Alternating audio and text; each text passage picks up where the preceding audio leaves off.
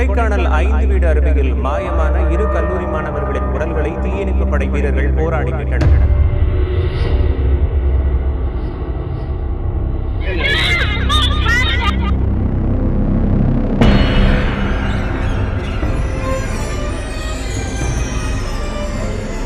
பன்னெண்டு பேர் இறந்துருக்காங்கன்னா இதுவரையிலும் 2 பேரை மீட்கவே முடியல. அவங்களுடைய உடல்ல ஒரு பகுதி கூட கிடைக்கல.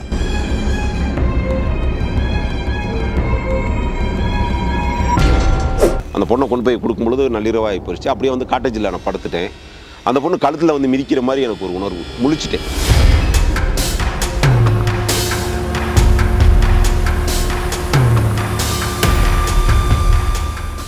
எவ்வளோ பெரிய நீச்சல் அடிக்க தெரிஞ்சவனும் கொடைக்கானலில் உள்ள அருவிகள் கொன்றும். ஏன்னா கீழே உள்ள தண்ணி வேற, கொடைக்கானல் மலையில் உள்ள தண்ணி வேற. அதை உணர்றதுக்கு முடியலை.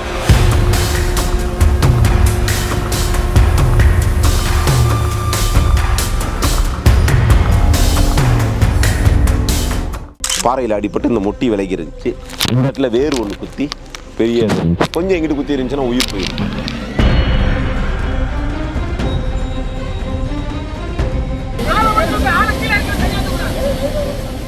என்னுடைய பையனுடைய கடைசி முறையாக பார்க்கணும். உங்கள் காலில் விழுகிறேன், என் பையனை எடுத்து கொடுங்க.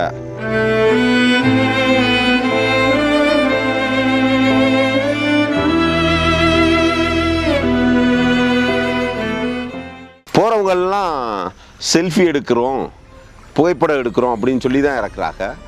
ஆனால் அவங்க இறக்குற அந்த காட்சியை பதிவு பண்ணிட்டு தான் அது இறந்துருக்கு.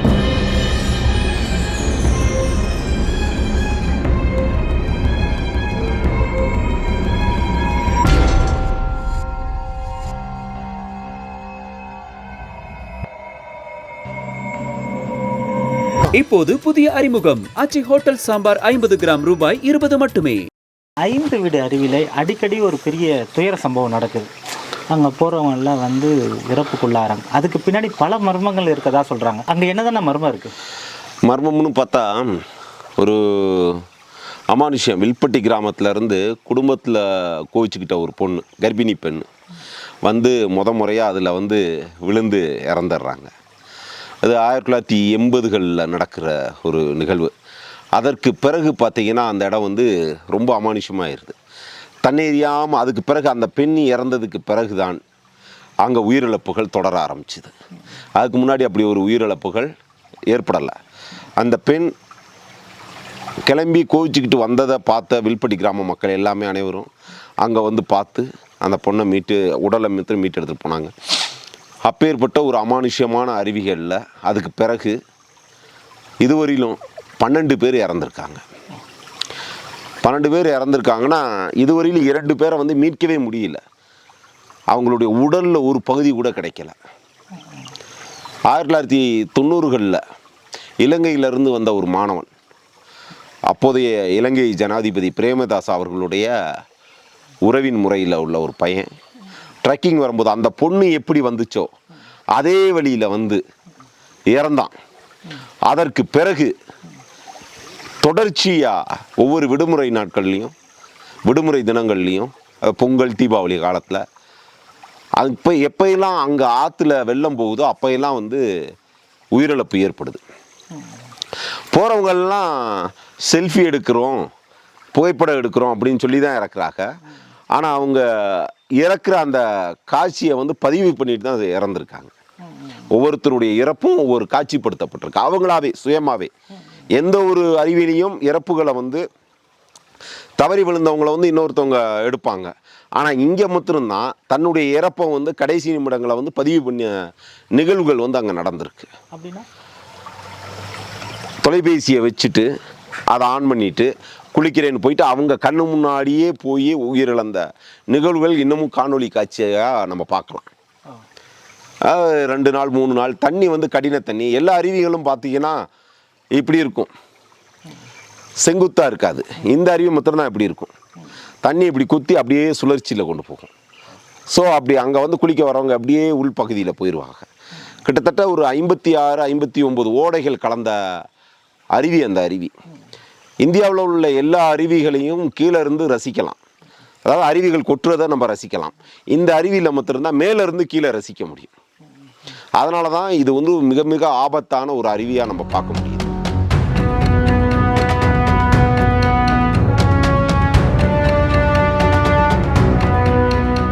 இப்போ தொடர்ச்சியாக விபத்துக்கள் ஏற்படுது, அதை நீங்கள் எப்படி ஐடென்டிஃபை பண்ணுறீங்க? சில பாடிகள் வந்து கிடைக்க மாட்டேங்குது, நீங்கள் போய் ரெக்கவர் பண்ணி எடுத்துகிட்டு வரீங்க, அது அதில் எவ்வளோ கஷ்டங்கள் இருக்குது? உயிர் போய் உயிர் வரக்கூடிய ஒரு நிகழ்வு தான் அது. நாங்களுமே கயிறை கட்டி தான் இறங்குவோம். இடுப்பில் எங்களுடைய கயிறு இருக்கும். அந்த கயிறை வந்து தீயணைப்பு வீரர்கள், காவல்துறையினர், கிராம மக்கள், இல்லை என்னுடைய தம்பிகள் இப்படி பிடிச்சிக்கிடுவாங்க. அவங்க பிடிச்சிக்கிட்ட பிறகு தான் நான் அவளுக்கு போவேன். ஏன்னா அந்த எனக்கு ஒன்றுனா நான் கையை அசைக்கும் போதோ கயிறு இழுக்கும் பொழுதோ அவங்க இழுத்துருவாங்க. நான் இதுவரையிலும் மீட்டிருக்கும் போதெல்லாம் என் இடுப்பில் கயிறு இருந்திருக்கு. அந்த கயிறு இல்லாமல் இருந்தது தான் நான் இன்றைக்கி உங்கள் முன்னாடி காட்சிப்படுத்த நிகழ்வு நடந்திருக்காது. எப்படி இந்த மாதிரி அசாத்தியானமான துணிச்சல் இருக்கு? இப்போ கடைசியாக ஒரு பையன் இறந்தான். அந்த பையன் இறக்கும் பொழுது ஒரு வாரம் அவனுடைய உடல் கிடைக்கல. தீபாவளி நேரம் அவங்க அப்பா நள்ளிரவு துபாயிலேருந்து நினைக்கிறேன் ஒரு மணிக்கு கூப்பிட்டாங்க. கூப்பிட்டு என்னுடைய பையனுடைய கடைசி முறையாக பார்க்கணும், உங்கள் காலில் வந்து விழுகிறேன், என் பையனை எடுத்து கொடுங்க, எல்லாமே உங்களை தான் சொல்கிறாங்க அப்படின்னு சொன்னாங்க. அப்போ ஒரு பெத்து வளர்த்து அந்த பையன் வேண்டாம்னா ஒரு தாய் 10 மாதத்தில் கருவிலியை அழிச்சிடலாம். ஆனால் அந்த தாய் கருவறையில் வச்சு அதுக்கடுத்து அவனை பண்படுத்தி அவனை ஒரு 20 வயசு 21 வயசு பயலாக இந்த உலகத்துக்கு ஒரு காளையாக அனுப்பும் பொழுது அவன் நம்ம குடும்பத்தை காப்பாற்றுவான் அப்படின்னு இருக்கும்போது எதிர்பாராத விதமாக இந்த மாதிரி இருக்கும் பொழுது அந்த முகத்தையாவது பார்க்கணும்னு அந்த தாயும் தந்தையும் கதறத நம்ம யாராக இருந்தாலும் உழிக்கணும். அதனால தான் என்ன ஆனாலும் பரவாயில்ல அவங்களுக்கு அந்த உடலை எடுத்து கொடுக்கணும் அப்படிங்கிறது நம்மளுக்கு தோணுது. எவ்வளோ ரிஸ்க் வந்தாலும் பரவாயில்ல அப்படிங்கிறத நம்ம அதை அது பார்க்குறது கிடையாது. நம்ம போயிட்டு எடுத்துக்கணும். கடைசியாக அரக்கோணத்துலேருந்து ஒரு பொண்ணு வந்திருந்தாங்க. சமையல் பண்ணுற அந்த இது கேண்டீனில் இது பண்ணுற படிக்கிற மாணவி, அருணா இன்ஸ்டியூட்டில் இருந்து. அந்த பொண்ணும் கீழே விழுந்து இறந்துச்சு. அவங்க கணவர் இவ்வளோ நாள் நீ ஒரு நல்ல சுயம்பா வருவேன்னு நினச்சி தான் நாங்கள் இருந்தோம், ஆனால் உன்னை பார்க்க முடியலையே அப்படின்னு கதறும் பொழுது பார்த்துக்கிங்கன்னா அந்த முகத்தை பார்க்கணுங்கிறது எல்லாம் இறக்குறவங்க கடைசியில் காரியத்தை பார்க்குறதுக்காவது செய்கிறதுக்காவது அந்த முகத்தை பார்க்கணும்னு நினைக்கிறாங்க. அதனால் இந்த உயிர் போனாலும் பரவாயில்ல, நம்ம அந்த உடலை மீட்டு கொடுக்கணுங்கிற ஒரு தைரியம் நம்மளுக்கு வந்துடுது. இல்லை பார்த்தீங்கன்னா 2006 என்னுடைய மனைவி கர்ப்பமாக இருக்கும் பொழுது என்னுடைய பொண்ணு வயிற்றில் இருந்தாங்க 2006. அதற்கு பிறகு அப்போ ஒரு 2 பயல்க பெருமாமலைக்காரங்க பயல்க தீபாவளி அன்று விழுந்தாங்க. அந்த நேரத்தில் அவங்களுடைய உடலை எடுக்கிறதுக்கு போகும்பொழுது ரிஸ்க் எடுத்து எல்லாமே அழுதாங்க, எடுக்க வேண்டாம் இவ்வளோ வெள்ளம் போகுது அப்படின்ட்டு. ஆனாலும் நாங்கள் தேடினோம், உடல் கிடைக்கல. 18 வருஷம் என் பொண்ணு காலேஜ் போயிட்டாங்க, 2 பயல்கள் விழுந்துட்டாங்க. என் பொண்ணோட தான் அந்த மீட்புக்கு போனேன். அதில் உள்ள ஆபத்தினை என் பொண்ணு 18 வருஷம் கழித்து அப்போ தான் அந்த அருவிக்கு வராங்க. முறையாக கூட்டிகிட்டு போகிறேன். போயிட்டு காமிச்சு அங்கே எடுக்கிறதுக்கு பார்த்தா 2 நாள் கழித்து தான் எடுத்தோம். ஸோ குழந்தைகளை பெற்றவங்க ஒரு பெற்றோருக்கு நம்ம சொல்ல விரும்புகிறது, ஆபத்தான இடத்துக்கு வழிமுறைகள் இருக்குது, அதை ரசிக்கக்கூடிய இதெல்லாம் இருக்குது. அதெல்லாம் பெற்றோர்களுக்கு சொல்லணும். குழந்தைகள் ரசிக்க பார்ப்பாங்க, பெற்றோர்கள் சொல்லி அனுப்பணும்.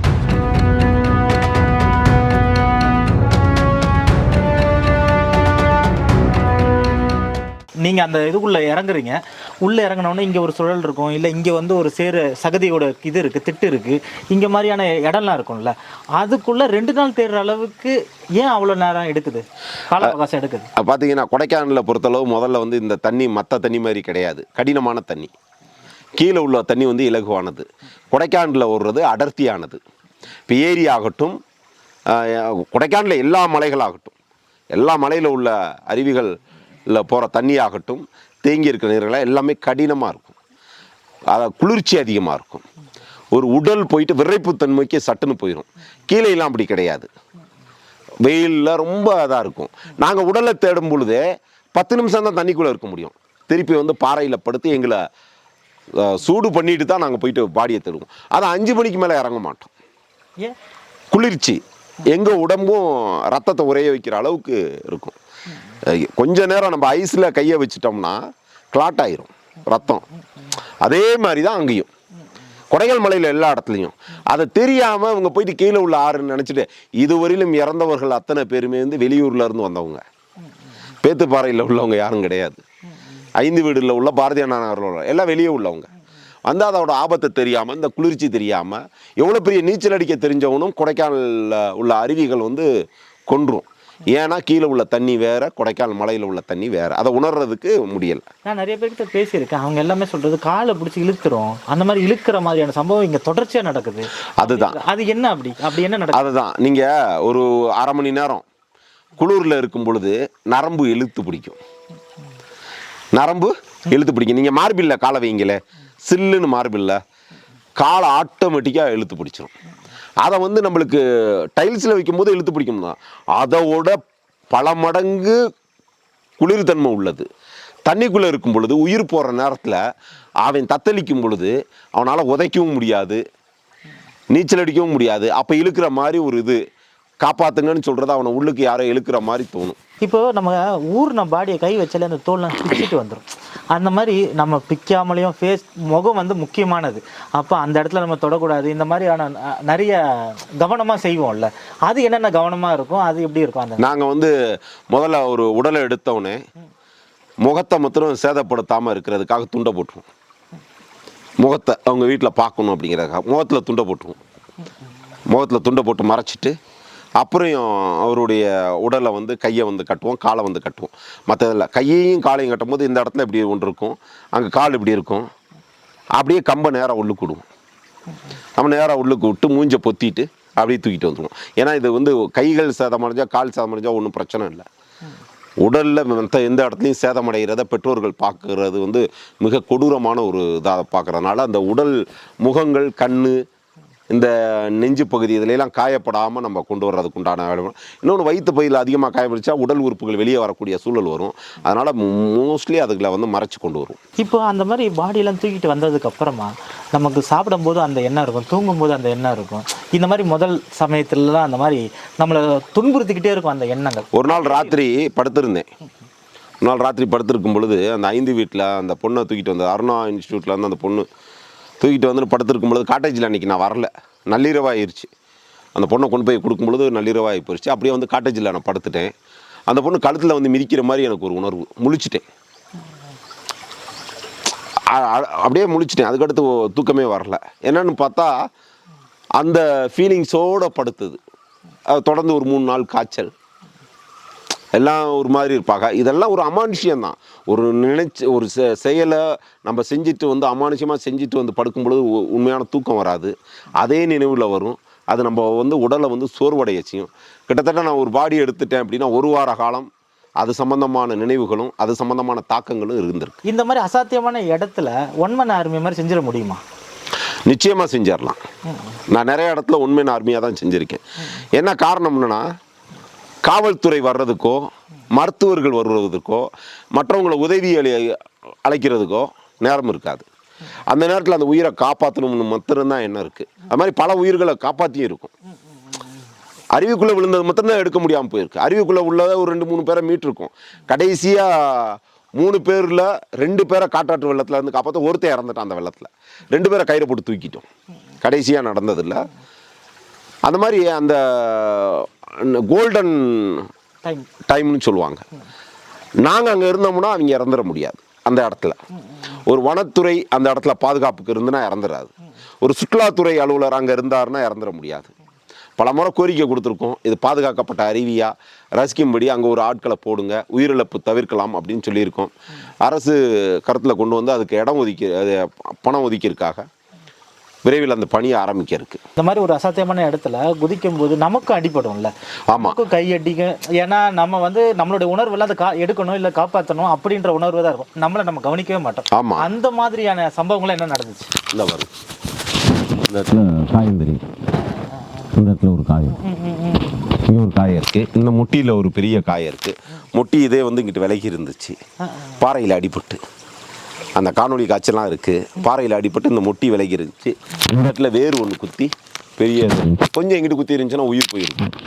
ஆனால் குதிக்கும் பொழுது ஒன்றும் தெரியாது, வேரெல்லாம் அப்படி நிற்கும். அதெல்லாம் கடந்து தான் வந்து நம்ம எல்லாத்தையும் பார்ப்போம். கால் நகம் ஒரு தடவை பிஞ்சு போணுச்சு, கால் நகம் பெருவிரல் நகமே பிஞ்சு போச்சு.